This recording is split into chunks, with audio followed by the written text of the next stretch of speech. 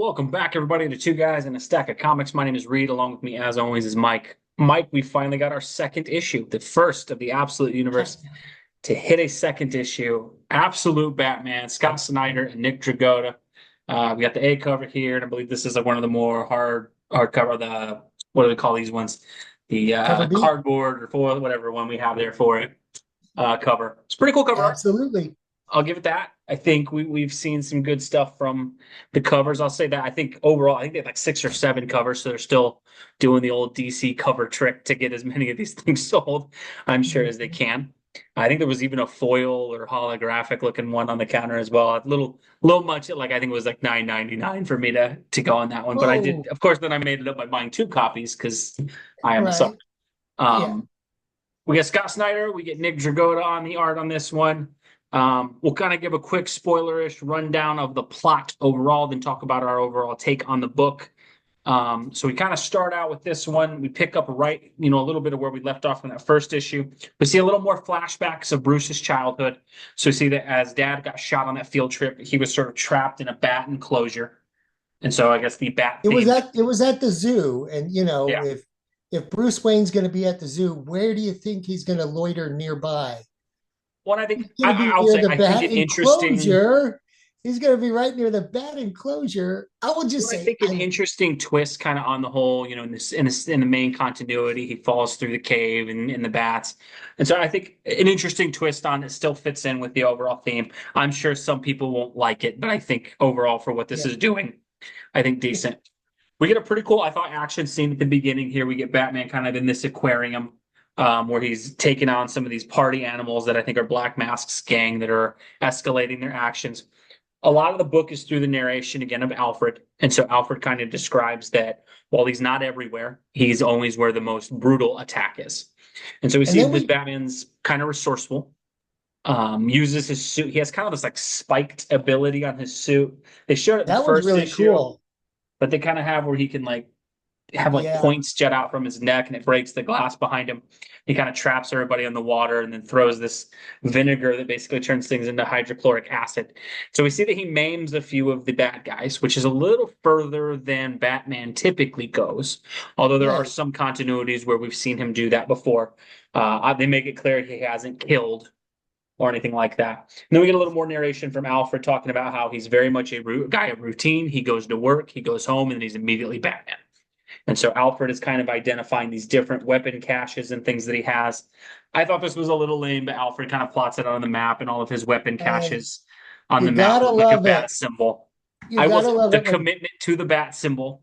I yeah. can't, Batman's got everything as bat this, bat that. He's got a Um, cache over here. That's the left bat ear. A cache over there. That's the right bat ear. And you gotta love it when they pan out and give you the satellite view of the city, and it's the flash symbol and it looks bat like a fly symbol. out. Yeah, yeah. Um, You we gotta get a love. little more backstory on Jim Gordon. So Gordon was shot. He's the mayor in this. His daughter That was Barbara really Gordon's a cop. interesting because it was Martha Wayne that told that part of the story. So we got to hear some Yeah. of Batman's growing his formidable years and Yeah, so the we hear Martha Wayne. They hint that she and Thomas Wayne are friends with Gordon. They show that she's close with Barbara Gordon. And then they have Martha talk a lot about how Bruce used to talk to her about every single thing in his day. Ever since his dad died, very much didn't talk to her about anything. We show Bruce kind of tells mom to leave him alone, sort of throws all these science medals and things that he's won out the window because after what happened with his father. So we get a little bit of yeah. like a flashback thing. I think the part that hit me the weirdest in this book, and I think it's where this is an interesting angle. We have Bruce that after this attack with the Black Mask gang that are called the Party Animals, he goes to this poker game that I guess regularly takes place. And we see, I think it was shown in the last issue, but in this issue, we get kind of confirmation. He was friends with a lot of the villains that we know, like Harvey Dent and the Riddler and Cobblepot, But in Waylon Jones. this universe, they're not bad yet, or Not bad maybe yet. they won't be. They won't be bad at all. Maybe And we interesting see twist him there. He even takes some of the tech that he acquired from the Black Mask gang and sort of uses the knowledge that like Penguin and Riddler, I guess not Penguin and Riddler in this universe, but that they would have, and they actually sort of help him in a way, kind of decipher what's going on.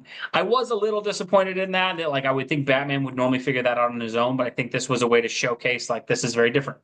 I did feel a little Spider-Man-esque that he had these personal relationships with all the villains, kind of like how every Spider-Man teacher that he has ends up becoming a bad guy.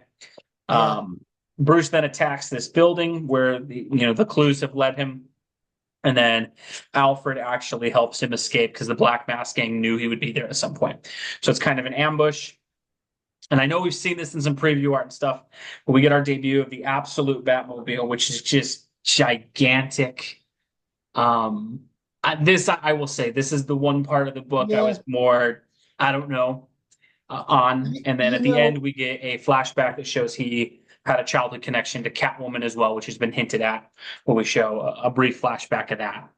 Um, Overall, here's my thoughts on this overall. That's kind of the brief plot synopsis, and we didn't hit every single point, but that's your larger summary. Mike, before I go, what are your thoughts as we build this universe out?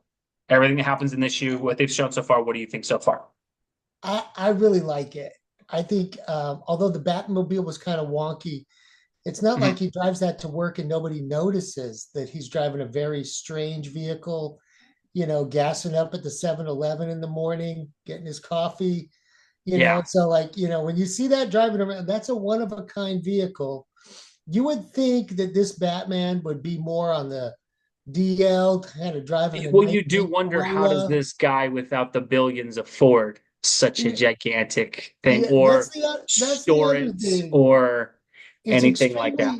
extremely obvious for a regular guy. He would be driving like, 98, 92 Honda Civic or something, and then he would be really low key. But I really like this, and I really like the way Zack Snyder. I know some of the funky things that probably true believer Batman fans are going to hate, as I like the twist of his buddies are all the villains from the other universe. I like that, Gordon is his mom's friend, and we're getting to hear that narration, that part of the story being told through the friendship of Gordon and his mom. I think that was a nice, interesting writer twist there in a different way to tell the story. Um, Spoiler, probably for the future, that's going to lead to something really big. And that's why Zach set it up that way. Zach, right? Scott Snyder, man, you always Ah, get your Snyders. I get my Snyders mixed up. I caught myself that time. One Scott, destroyed the DCEU, the other writes right, comic book. right. Scott Snyder, yeah, I like the way he set it up. And I like the way that Alfred helped him at the end. So those two are good. I could kind of see that coming on the first issue. Could you read? Did you see that Yeah, coming? you kind of knew eventually. And I think that's the thing with this Yeah. absolute universe is if it's all going to lead to these relationships being a little bit different, but kind of in the same place, I don't know how I'll feel about it. It's just going to all depend on the execution. And I think that's what I'll say about this. I enjoy this comic book. I will preface that by saying there are going to be people who hate this. And I'll be honest, I can see where they're coming from. I think what this will be is this is absolutely going to break down to your personal preference and how much you enjoy the writing in this particular book. If you're a Batman purist who believes that it is the main continuity and anything that deviates off of that is trash, then you're going to hate this or you're going to have a major problem with it. Where I think it works for Batman, for me, is because we still have Detective Comics and we have Batman and we have Batman and Robin and we're going to have Justice League and we have World's Finest. We have a lot of the main universe continuity Batman. We have always kind of had, and I think DC has done a great job of this, even though I know some people aren't a fan of these Elseworld stories like Gotham by Gaslight and things like that, that take Batman to a different place and kind of explore a different aspect of the character. And so I just look at this through the spectrum of that. What I think this is going to do for fans is I do think if you're someone who hasn't picked up Batman in years as a comic book fan, this is a good jumping on point where you can pick up and, oh, like the twist might be interesting to you. I think for people who are not hardcore Batman fans, who just, hey, I heard about this book online, there's enough they're doing here that I think people might look and go, hey, that's interesting. I like what they're doing there. I do know though, hey, from the purist standpoint and in comic books, let's be honest, there's a lot of folks like that, and I don't blame them. You're not going to be happy with a lot of the things that happen and the changes that take place. Um, And I'm going to tee this one up for you because Scott Snyder writes a pretty darn good story, and he's been given this little offshoot universe. But oh, what would he have done in the main continuity? You know? yeah, I think that's so. My issues go down to that is that if this is, hey, the only way we were going to get Snyder to write a Batman book is he wanted his own thing to, he wants the toy box and he wants to put the toys in whatever order he wants.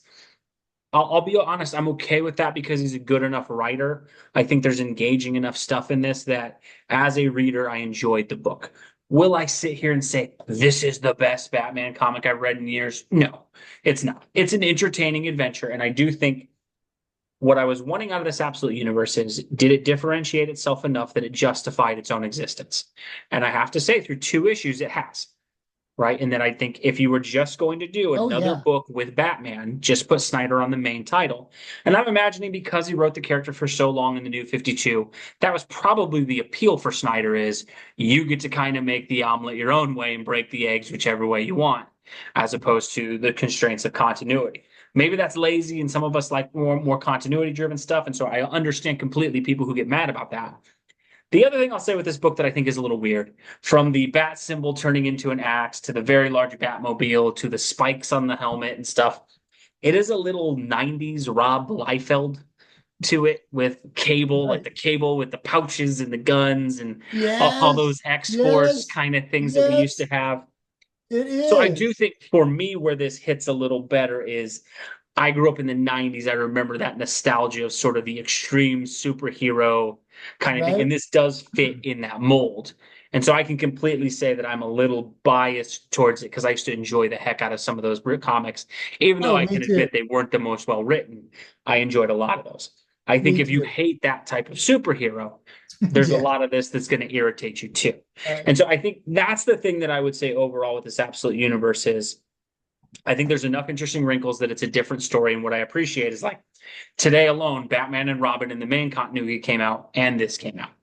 And so it was kind of cool to read main continuity Bruce, and then I get this other one. It's just extra Batman, is how I look at it. And as long as Bruce seems like Bruce, I'm not going to have a problem with it.